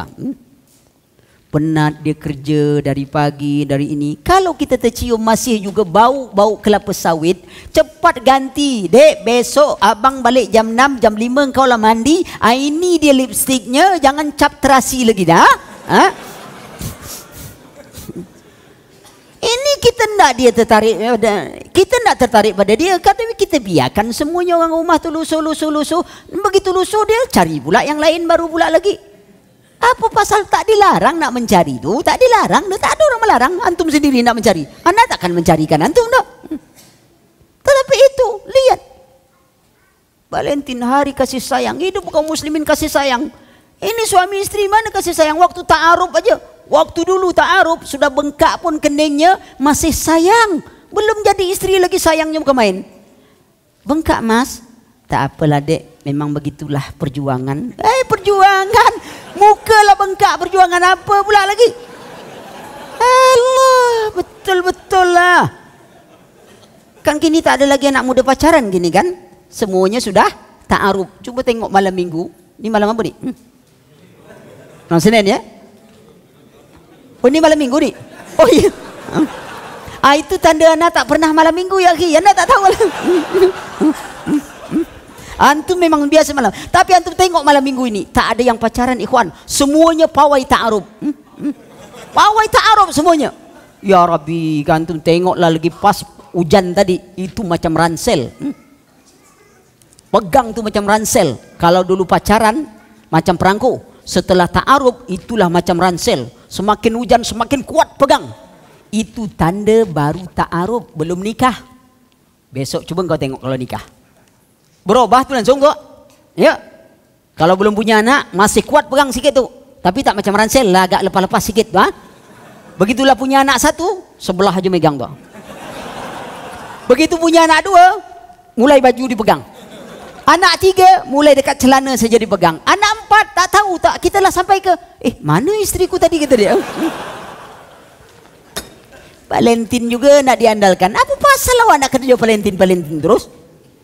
Kasih sayang setiap hari, antum pulang kerja, antum bangun malam, percikan istri itu, menakjubkan seorang istri, suami istri, keluarga, istri memercikkan air pada suaminya untuk solat malam, atau suami begitu juga memercikkan.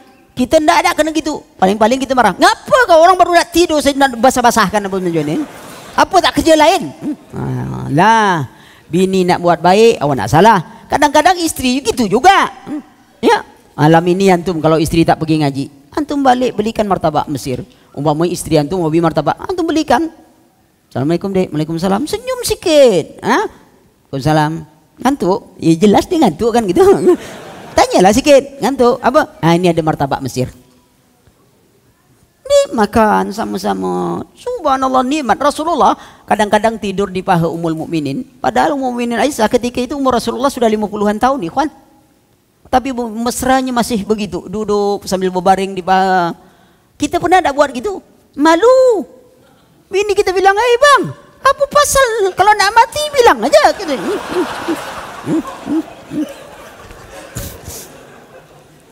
Itu yang payah tu. Dia bilang kita buang tabiat pula lagi. Selama ini tak pernah macam ini. Tiba-tiba malam ini ngaji lain langin ni. Yang lebih malang lagi, kena curigai pula lagi.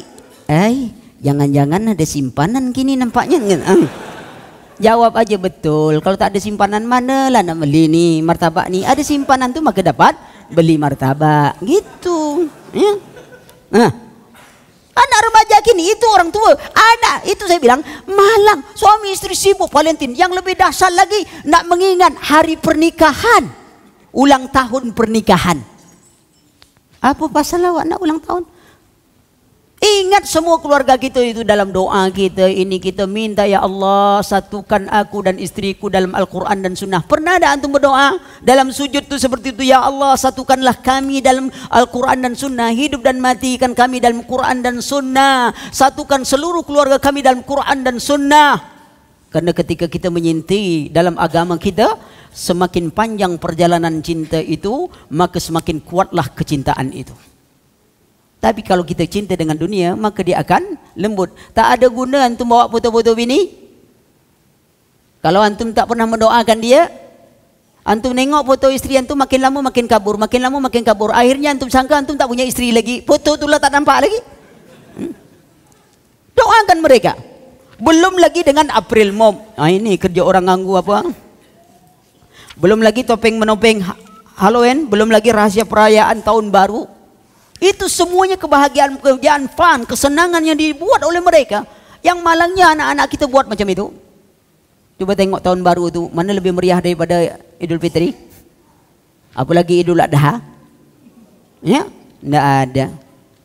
Berapa miliar yang habis untuk perayaan tahun baru hanya untuk kembang api. Antum bisa bayangkan begitu. Ya. Kemudian mode.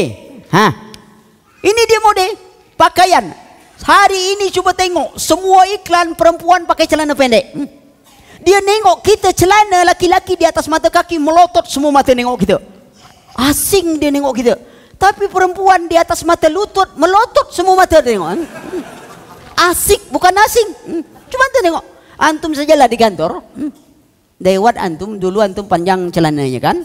Setelah dapat sunnah Nabi kata Rasulullah, pakai celana tu di atas mata kaki. Ya. Jangan lagi alasan susah motong. Kan yang disuruh potong celana kita, bukan celana orang. Susahnya tu nak motong, dan suruh motong pun sebelum antum pakai, bukan sedang makai disuruh motong. Antum potong langsung makai-makai. Bodoh betul motong macam itu. Banyak celana apa antum tak punya celana lain lagi apa? Ya, lihat, pakai. Begitu kita masuk kantor semua orang, mana banjir tadi? Kata dia. Allah. Dia bilang banjir. Masuk perempuan celananya di atas mata lutut dia. Kata dia. Dia tu mata je tak. Kata dia. Apa pasal dia melotot matanya? Rupanya bukan asing, asik. Tengok. Memang Islam ni bada al-Islamu ghariban fasayaudu ghariban fatuba lil ghuraba. Islam asing dan kembali menjadi asing. Bahagialah orang-orang yang dianggap asing. Apa itu? Ketika orang-orang meninggalkan sunnah, mereka menghidupkan sunnah. Ketika mereka menjalankan kerusakan, mereka mengadakan perbaiki. Mereka lah orang-orang yang asing. Lihat, kita ingin jadi al-fatuba lil ghuraba, menjadi orang-orang yang asing. Lihat amalan. Mode sekarang semua anak SMA pakai baju TK. Itu model sekarang. Jangan dibayangkan kita sedang ngaji. Itu pakaian mode. Wow. Tak ditengok dia di depan kita. Ya, ditengok sesak napas kita. Maka lagi apa lagi bulan Ramadan, jangan suka ke mall. Kalau tak ada hajat yang betul-betul khusus, jangan suka ke mall. Bahaya ikhwan, bahaya. Antum bisa mati mendadak. Apa kata antum? Kita naik eskalator, dia pakai rok pendek. Kita turun eskalator, bajunya pendek. Napas kita pun akhirnya ikut pendek dibuatnya. Jangan, bahaya. Yang keempat, film. Ya. Ini sampai jam berapa nih?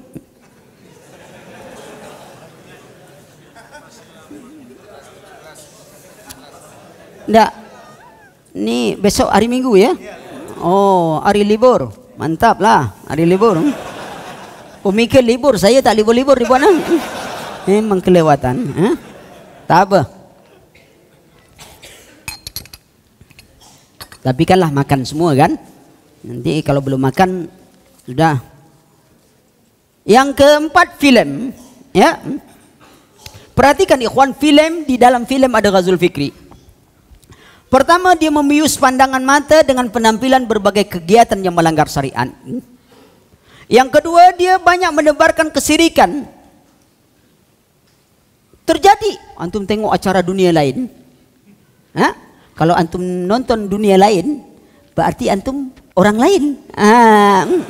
Sebab antum sedang tengok dunia lain. Apalagi ada cerita di sini ada setan. Antum nonton pula. Berarti antum apa untungnya? Dunia kita aja tak selesai kita pikirkan, kita nak nengok dunia lain lagi. Memang yang lain saja kita kerjakan. Tengok. Antum nonton filem Rahasia Ilahi. Itu cerita orang Islam mati buruk terus. Tak ada orang Islam mati baik. Mati sambar petir, tumbuh belatung, ini. Apa antum pikir? Memangnya orang Islam tu tak ada yang mati baik apa? Sehingga cerita tu semuanya cerita buruk aja orang Islam. Sehingga orang bilang, nak jangan masuk Islam nak. Besok kau mati kena sambar petir, cuba kau tengok tuang. Belum lagi acara yang penuh dengan kesirikan, ya, memamerkan aurat, menghilangkan rasa malu, belum lagi memudayakan ikhtilat, percampuran laki-laki, memudayakan khalwat, ya, memudayakan tabarut, berhias, belum lagi nyanyi-nyanyian dan irama-irama setan, bahkan sampai dakwah pun pakai nyanyian. Begitu ditanya, jawabannya nyanyi. Tanya lagi, jawabannya nyanyi. Itu pengaruh nyanyian itu. Sampai dari ibu-ibu pun semuanya berdakwah pun pakai nyanyian. Antum bayangkan ikhwan, pengaruh filem itu nih tengok.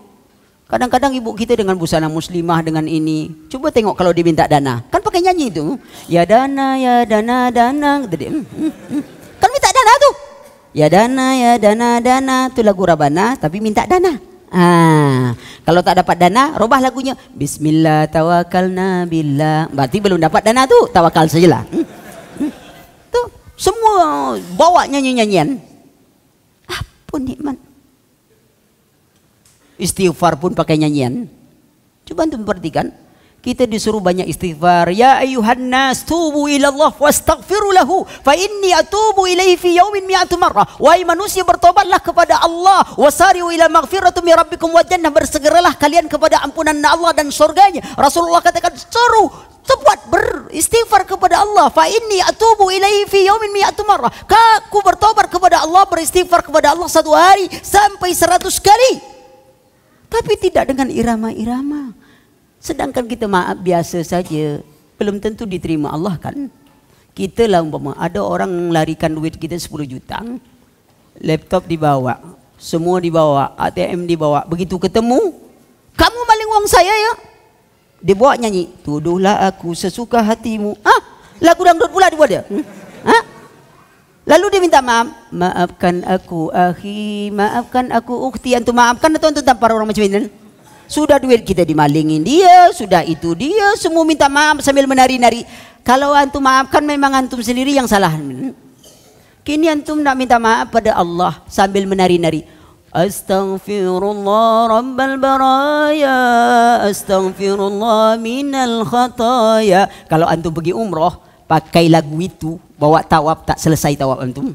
Ya, astaghfirullah bila antum sampai selesai. Baik-baiklah. Kita minta istighfar pada Allah. Kita bukan nak nonton film India, sakit gigi ini, semua gigi, semua nak nyanyi-nyanyi, bukan. Kita ada ajaran kita. Lihat musik, nyanyian, semuanya memudayakan segala macam-macam ini. Ya, belum lagi di dalam televisi dan ini film-film. Antum lihat film Transformer. Film Transformer.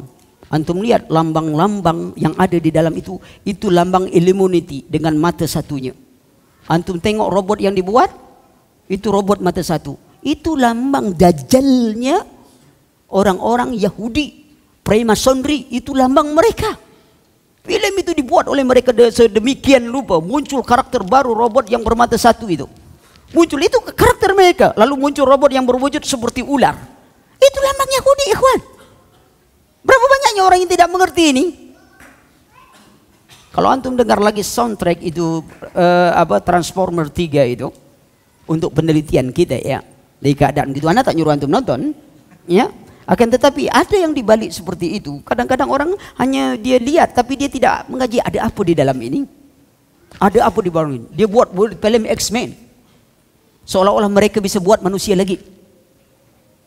Kita ini semua latah, kita lihat bagaimana itu muncul. Belum lagi film-film animasi Jepang seperti Yu-Gi-Oh. Yu-Gi-Oh itu sekolah ini dengan lambang di sininya segitiga.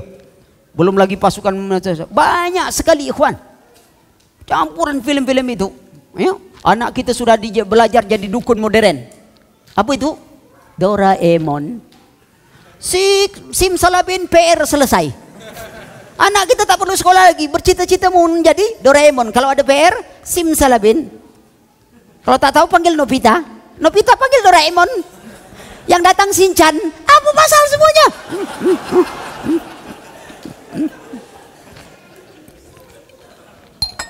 Merusak ya. Ini masalah pengetahuan kita. Kita lihat keadaan seperti itu. Itu merusak anak kita.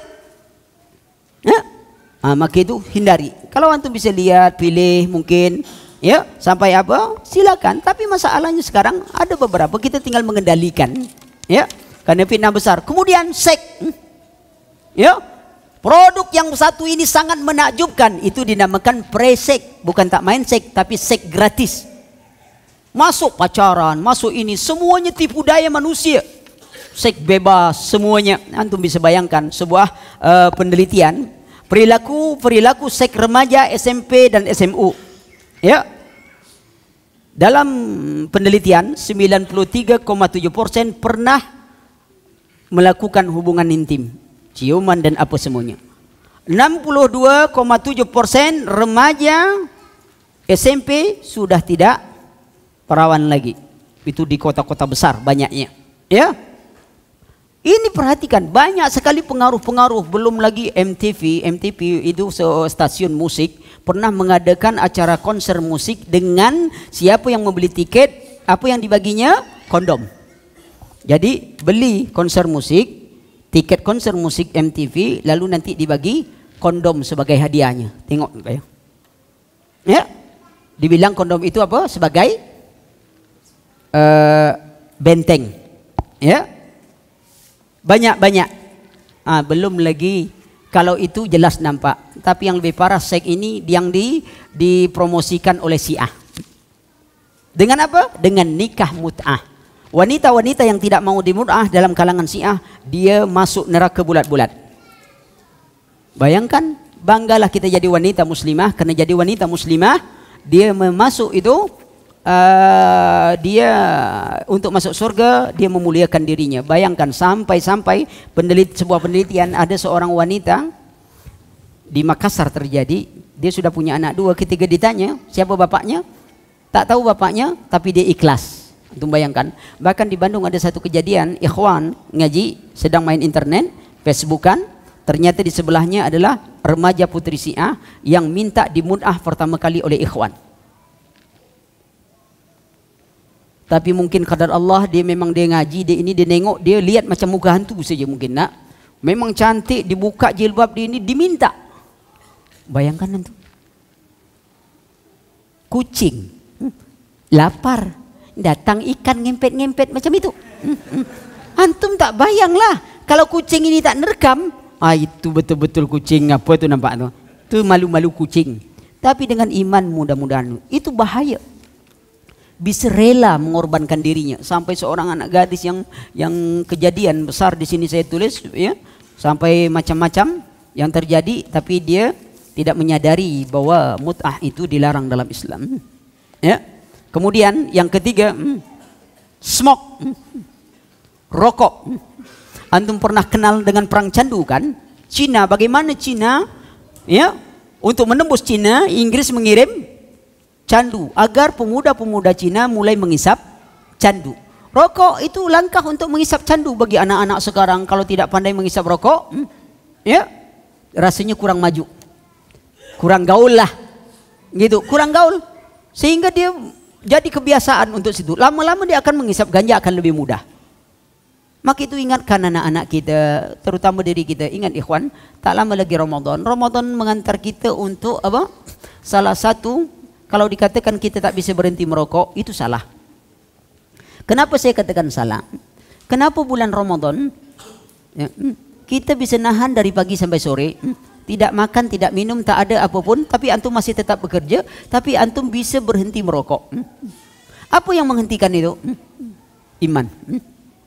Keimanan kita kepada Allah begitu kuat, keyakinan kita pada Allah, kita sanggup itu. Malangnya begitu berbuka, itu pula yang jadi masalah. Ya, kita lah macam kereta api zaman dulu. Ya, kalau ketika pas sampai stasiun, berapa lama dia baru berhenti itu? Umpamanya 6 jam. Dari pagi dia sampai berangkat nanti malam. Tu belum keluar asapnya tu ikhwan. Pas jadwal berangkat tu tadi, mulai ngepul-ngepul tu. Kita lah macam itu pula. Begitu sudah nak jadwal makan, yang kita pikir tu bukan 3 buah korma, 3 batang rokok. Satu mulai cung cung, 2 mulai tu, lah 3 baru segar tu. Rasa dunia tu lah nampak. Kenapa? Kita bisa berhenti. Padahal kita bisa berhenti. Maka azamkan diri kita untuk berhenti. Kita harus memberantas buta huruf negeri kita ini. Berapa banyaknya kita masih buta huruf. Dia sudah baca rokok membunuhmu. Dia makan juga, itu berarti dia tak pandai baca. Masih buta huruf dia. Ya, tengok keadaan itu. Kita tahu itu rusak, kemudian coba kita menghindari dia. Ya, kenapa? Bulan Ramadan kita bisa berhenti kan? Pagi, malam, kenapa kita tak bisa berhenti? Ya, kita mungkin gantilah, mungkin antum gula merah atau apa, ya, antum potong kecil-kecil, ya, karena gula merah itu sambil manfaat untuk itu, untuk lever bagus juga, ya. Gula merah itu kalau orang kena sakit kuning, sakit apa, dia bagus, ya. Nah, bisa antum ganti dengan itu, ya. Biaya murah. Yang paling penting berhenti, terutama nih pemuda-pemuda yang belum kawin. Antum buat itu, belum nikah itu, antum buat celengan ikat di pinggang, biaya pernikahan. Begitu nak beli, nak apa? Nak merokok, stop, apa? Masukkan celeng. Antum kumpulkan 1 tahun insya Allah. Antum berhenti merokok, setiap nak merokok antum masukkan celengan itu tadi, antum ada biaya pernikahan. Ya, itu dia. Biaya pernikahan, tulis, atau baju, tapi di dalamnya ada resleting gitu kan, tulis besar-besar, buka, ngapa tuh nak? Pak, gitu kan aja, apa? Biaya pernikahan, kan gitu. Apa-apa, agak modern sedikit tengok orang kan. Kalau nasib baik bapak tuh kesian nengok kita, langsung dinikahkan dengan anak ini kan. Ya, coba lamar, jangan macam orang taaruf ini dulu, ndak. Kalau antum senang, antum datang. Assalamualaikum Pak. Waalaikumsalam. Antum bahasa baik-baik sikit. Apa maksud?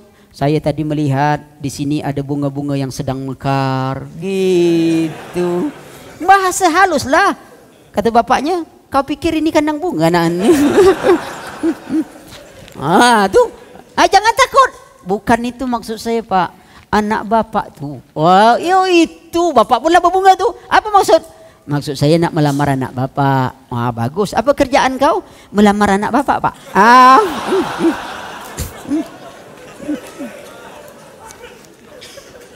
Kan tuh kerjaan tuh. Memangnya tak kerja melamar tuh? Kan lamar tuh. Tuh. Nah, ini tergantung kalau bapak terima kerjaan lain itu insya Allah lain masalahnya Pak. Kalau makan insya Allah saya kasih makan nasi Pak. Tak makan apa-apa. Kalau makan angin tak payah lagi nikah Pak. Bersiul-siul saja lah dapat tuh. Sedot siul ya. Itu makan angin namanya. Ya. Yang ketujuh sign. Ya. Sign yang saya maksud adalah situs-situs porno dan situs-situs apapun. Itu banyak perkembangan.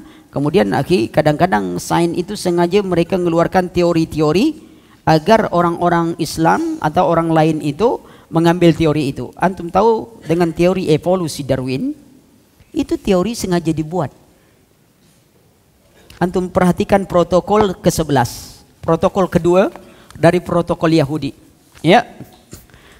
Apa kata dia? Biarkanlah mereka dengan teori-teori sains itu, karena hal yang demikian akan mempengaruhi mereka dalam mempercayai teori-teori tersebut. Para intelektual Goyim itu manusia lembu, yaitu selain Yahudi, akan merasa bangga dengan pengetahuan mereka tanpa mengetahui apakah pengetahuan itu benar atau salah. Dan mereka akan menggunakan pengetahuan yang telah mereka peroleh dari sains tersebut, yang mana wakil-wakil kita telah menyusunnya untuk menyeret mereka ke arah yang kita inginkan. Jangan mengira bahwa pernyataan-pernyataan ini adalah omong kosong tanpa makna. Renungkanlah, kata dia, kejayaan yang telah kita usahakan untuk Darwinisme, Marxisme, komunisme. Ya, ini memang sengaja dibentuk. Marxisme, komunisme sengaja mereka buat. Clinton Roosevelt, ya, bapaknya Franklin Roosevelt, ya, bersama Angel membiayai Karl Marx dan Karl Rather untuk menulis Komunis Manifesto. Ya, Karl Rather dan Angel, Komunis Manifesto. Jadi bukunya. Kemudian Karl Rather disuruh menulis yang menentang itu. Terjadi pergolakan di dunia ekonomi, perang terjadi. Itu sengaja dirancang. Dua-duanya merancangnya. Ya. Dan itu terjadi. Ada di buku Face in the Game atau apa, saya lupa bukunya. Ya, itu ditulis oleh Gary Hart. Itu ada sejarah tentang penaklukan seperti itu. Itu terjadi, ikhwan. Kita bangga dengan Darwinisme. Apa saya? Yang satu merasa keturunan monyet, yang satu merasa keturunan Nabi Adam. Ya, coba bayangkan kalau dialog saja, mungkin tak ada titik temu. Ana kalau jadi protokol dialog macam itu, Ana akan berkata mungkin, saudara-saudara yang ingin dialog masalah teori evolusi, sekarang kita bagi dua. Yang merasa keturunan monyet, turun sebelah kiri saya. Yang merasa keturunan Adam, sebelah kanan saya. Lalu masukkan topeng monyet situ. Atau masukkan monyet. Saudara-saudara yang merasa keturunan monyet, berdialog dulu sama kakek nenek moyangnya. Ya, apakah kita lanjutkan pembicaraan atau tidak? Oh, ternyata tak terjadi dialog. Tengok ki. Tapi itu percaya. Tapi ikhwan, evolusi tidak berbahaya. Tapi yang berbahaya itu adalah teori yang lahir dari teori evolusi. Apa itu? Teori pragmatis John Dewey. John Dewey lahir tahun berapa itu? Lupa Ustaz. Masalahnya anak saya lahir pun lupa juga. Saya tidak apa lagi sih John Dewey. Dewey lah. Dia nak pakai. Ya. Apa kata dia tentang teori evolusi? Teori evolusi adalah pelebur terbesar. Great dissolver. Ya. Pelebur terbesar bagi nilai-nilai tetap yang absolutisme. Itu pujian dia terhadap teori evolusi. Apa yang diambil lagi oleh pragmatis John Dewey? Tidak ada kebenaran yang mutlak. Maka itu muncul sekarang Tiada kebenaran mutlak. Ini berhasil diambil dari aliran filsafat skeptis Fir'aun. Sampai-sampai mereka mengatakan ada seorang mungkinlah termakan oleh jendewe. Ustaz, ngapa Ustaz nyalahkan orang? Banyak dia ngomong gitu. Saya bilang, menurut Anda saya salah atau tidak? Ya salah lah. Dari mana antum salah? Dari mana antum salah? Dari mana antum tahu salah? Antum aja mengatakan, Ustaz jangan menyalahkan orang saja. Antum tahu dah anda salah atau tidak? Salah Ustaz. Antum yang nyalahkan anda. Karena tidak ada kebenaran mutlak. Yang mutlak benar itu hanyalah Allah Subhanahu wa taala. Kita tidak punya kebenaran mutlak. Siapa bilang tak ada kebenaran mutlak? Ini air? Air apa nih? Air bening, air putih? Ini air bening. Kalau ada yang mengatakan warna ini hitam, orang gila atau orang bodoh? Dua-duanya kan, gila dengan bodoh. Mutlak ini kebenaran, realitanya. Walaupun kita mendustakan, selalu mengatakan ini air putih.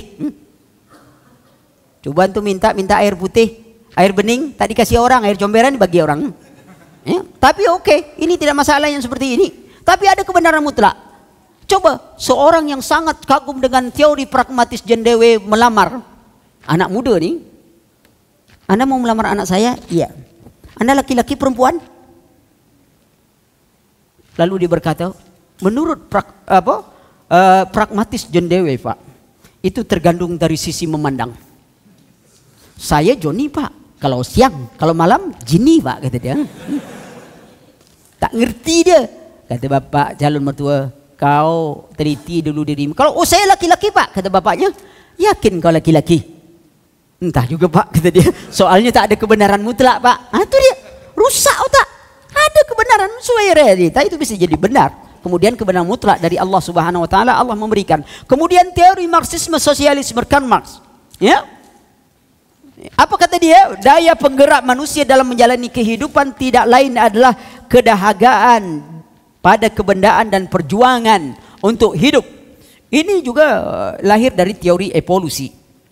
Ya, kemudian teori dogma Sigmund Freud. Ini juga lahir dari teori evolusi. Kemudian gerakan emansipasi wanita. Emansipasi maksudnya. Itu dibentuk oleh Betty Friedan, itu seorang Jerman. Ya, pergerakan apa kata mereka? Salah satu mereka, wanita itu baru bisa dinilai di kehidupan masyarakat kalau dia bisa menghasilkan nilai berupa bentuk bayaran.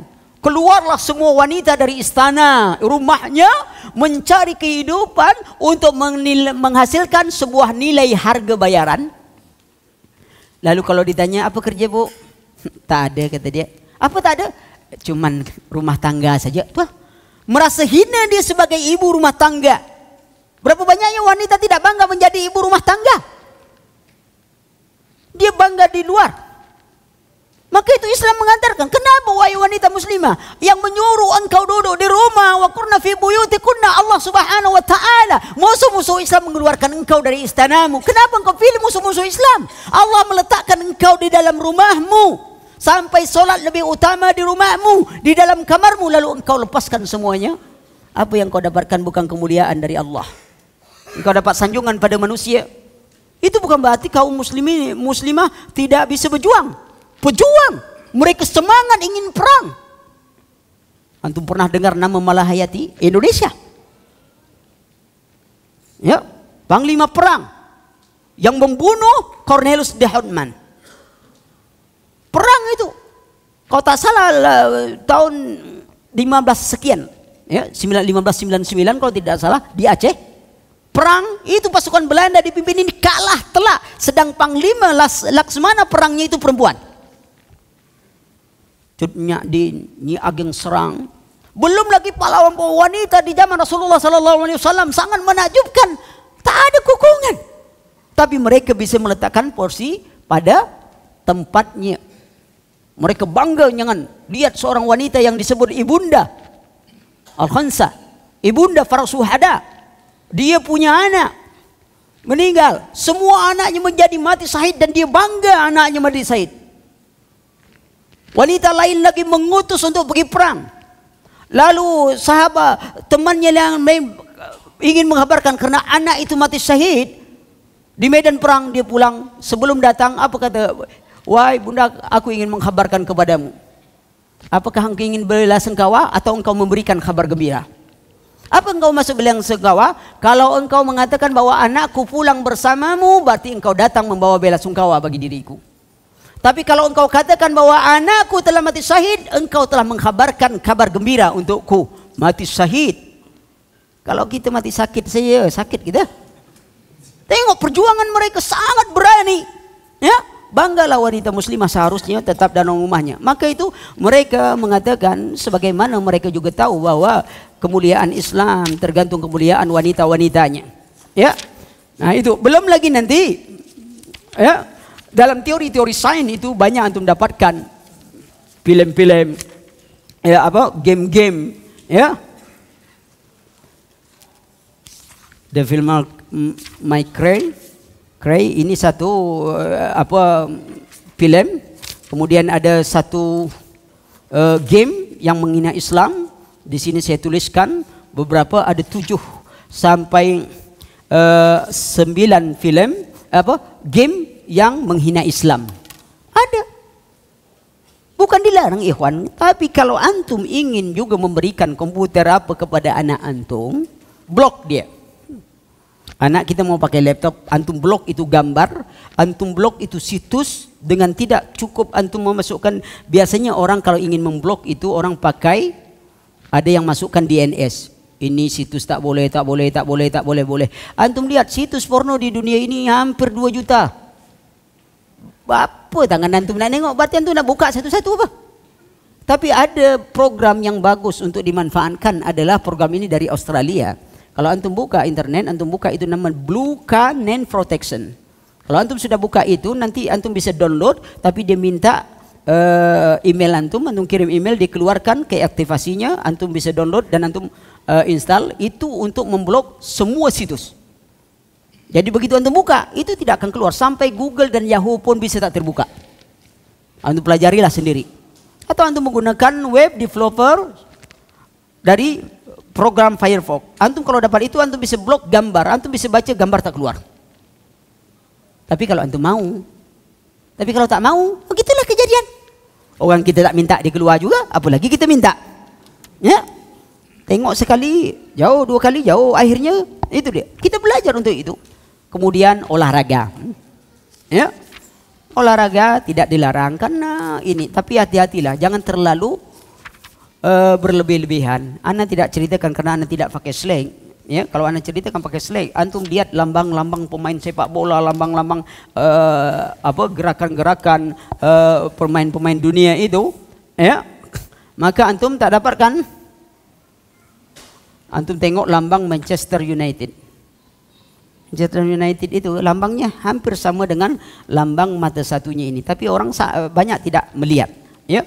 Belum lagi lambang-lambang Dewa Ra di dalam lambang Manchester United itu banyak terjadi, tapi konspirasi Yahudi banyak muncul di situ, tapi sebagian teman tidak mengetahui keadaan itu. Ya, kalau ana sebutkan Manchester United itu, ya, yang mana MA bermaksud Mason, dan huruf N C H E S T E R jangan diperoleh juga akan mendapatkan sebuah angka mistik dalam dunia.